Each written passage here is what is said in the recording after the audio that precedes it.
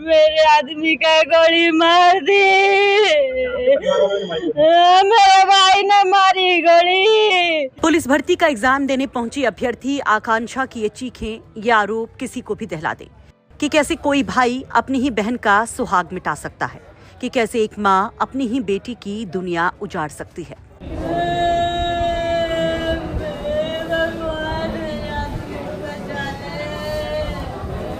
जिस बेटी ने अपने सपनों को वर्दी से जोड़कर रखा, जो खुद मजबूत बनकर दूसरी बेटियों का सहारा बनना चाहती थी, आज वही बेटी अपने सुहाग के उजड़ने का ये दर्द झेल रही है।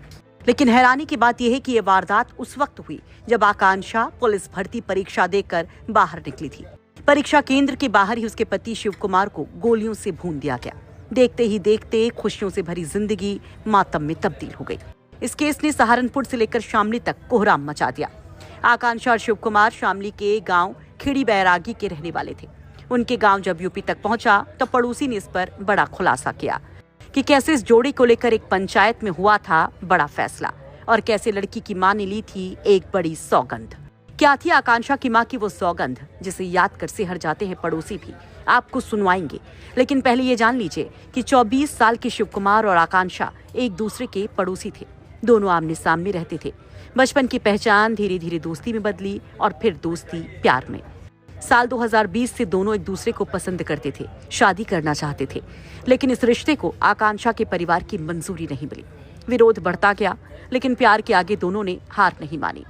आखिरकार 4 महीने पहले ही दोनों ने परिवार की मर्जी के खिलाफ लव मैरिज कर ली, जिसके बाद गांव में एक पंचायत बुलाई गई। ये लड़का की हत्या हुई है। हाँ जी। और लड़की के पड़ोस नहीं, पड़ोस के नहीं, थोड़े बगल के हैं जी। हमको पर तो क्या कहना है इसमें जो आप बता रहे थे?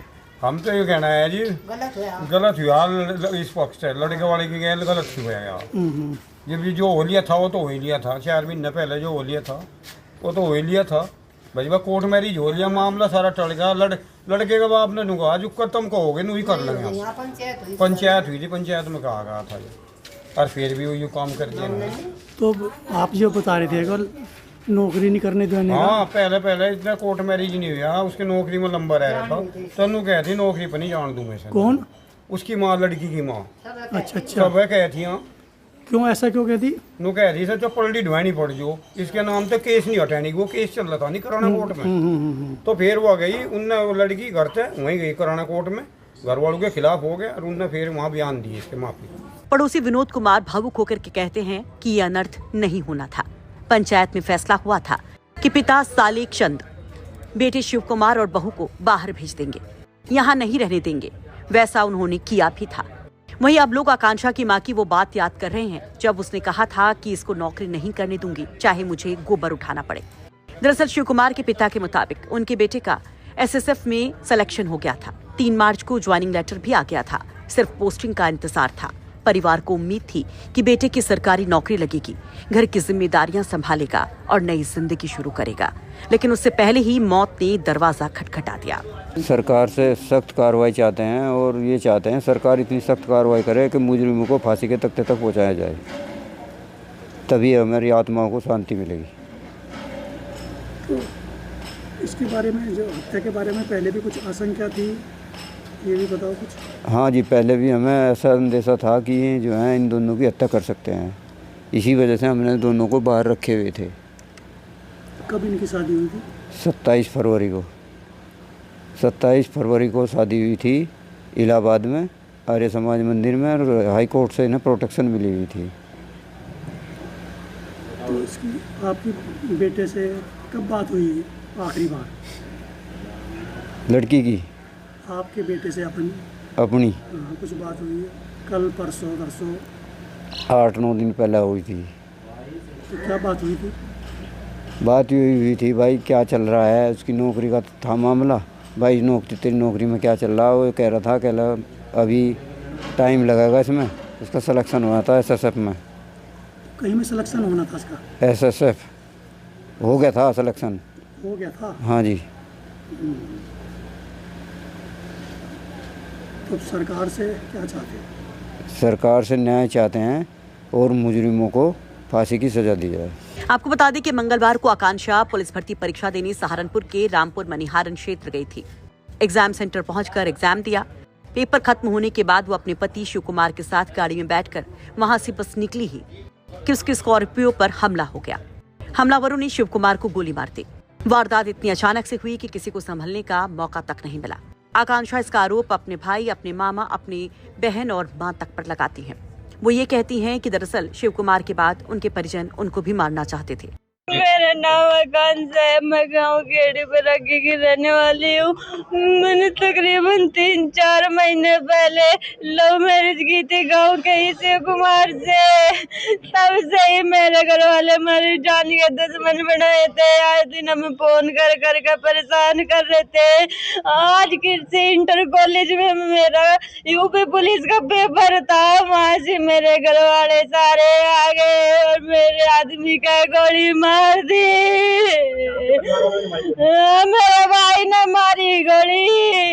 मेरी मम्मी भी थी, बहन भी थी, जीजा भी थे, सब थे वही जब गोली मारी। बाइक पे मम्मा भी थे, धर्मवीर मम्मा, करमवीर मम्मा, सारे थे मेरे परिवार के, जिन्होंने मिलकर गोली मार दी मेरे आदमी के। कॉलेज के बाहर नहीं, थोड़ा सा चल के।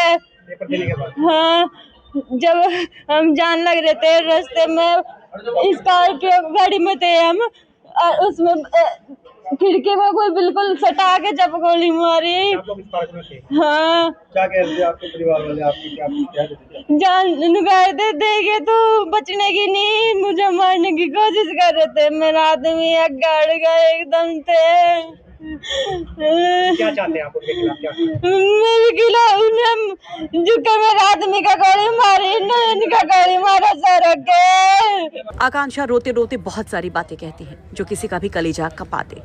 अब सवाल यह है कि शिव कुमार, उनकी मोहब्बत, उनका सुहाग तो चला गया, लेकिन पीछे आकांक्षा की जो सिसकियां हैं, क्या इन सिसकियों को इंसाफ मिलेगा? शामली से शरद मलिक की रिपोर्ट, यूपी तक।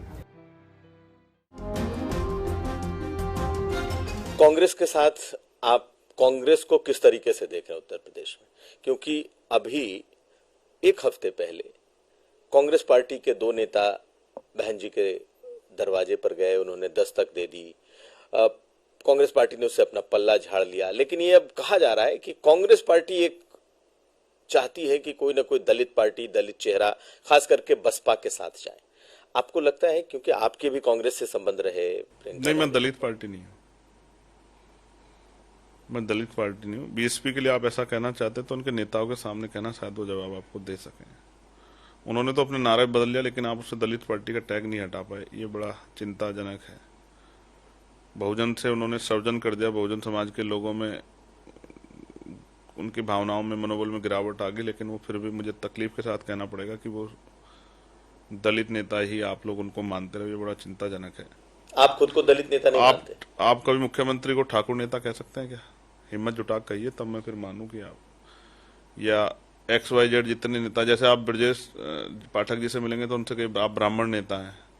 हालांकि वो ब्राह्मण सम्मेलन में जाते हैं, मैं तो नहीं जाता दलित सम्मेलन में, मैं तो बहुजन समाज के सम्मेलन में जाता हूँ, लेकिन आप नहीं पूछ सकते हैं।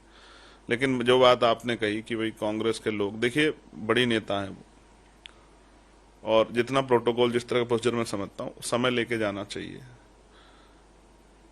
जब समय मिल जाए तभी जाना चाहिए।